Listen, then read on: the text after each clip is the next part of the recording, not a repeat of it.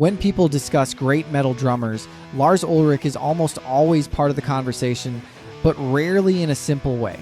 He's often criticized for his technique, his timing, his live performances, and if you isolate those things, the criticism makes sense, but focusing only on that misses the bigger picture.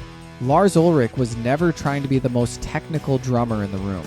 From the beginning, his role was different. He was building something.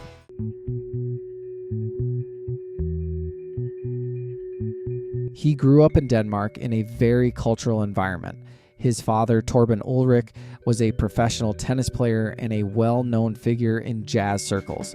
Lars followed that path at first. He trained seriously, moved to the United States, and was expected to pursue tennis, but music gradually took over.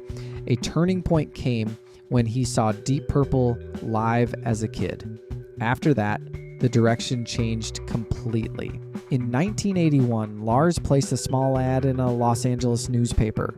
It was simple, no big plan, no guarantee, just a message, looking for people to play heavy music. One of the people who responded was James Hetfield. They met, started playing, writing, experimenting. What started as a few rehearsals quickly turned into something more focused. They weren't trying to follow a scene, they were building one. And that's how Metallica began. In the early 80s, metal was still evolving. What Metallica did, fast, aggressive, rhythm-driven music, helped define what later became thrash metal. Lars played a central role in shaping that sound, not through complexity, but through structure. His drumming was tightly connected to the guitar riffs.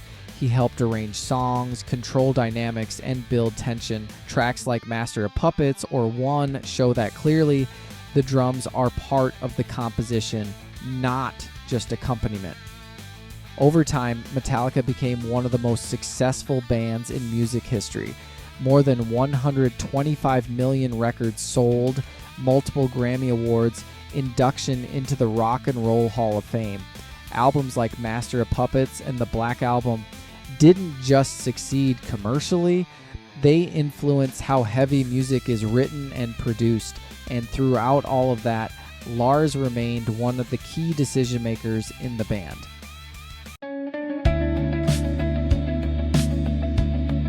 His role has always extended beyond playing drums. He's been deeply involved in the band's direction, from songwriting to production choices to business decisions. During the early 2000s, he became one of the most visible figures in the fight against Napster, which had a long-term impact on how digital music distribution developed. Outside of music, he's also a serious art collector with works from artists like Jean-Michel Basquiat. Years of touring without hearing protection led to tinnitus, a constant ringing in the ears that many musicians deal with.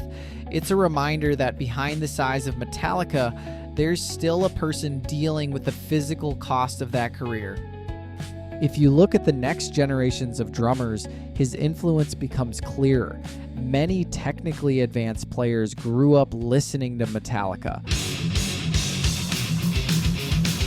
Not necessarily copying his style, but starting because of it.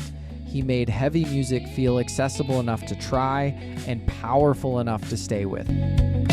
There are drummers who are faster, more precise, more complex, but very few have had this level of impact on music as a whole. Lars Ulrich helped build a band that changed metal, helped define a genre, and stayed relevant for decades. So the discussion about his technique is valid, but incomplete, because his importance isn't based on how many notes he can play. It's based on what he built, what he influenced, and how many people started because of that.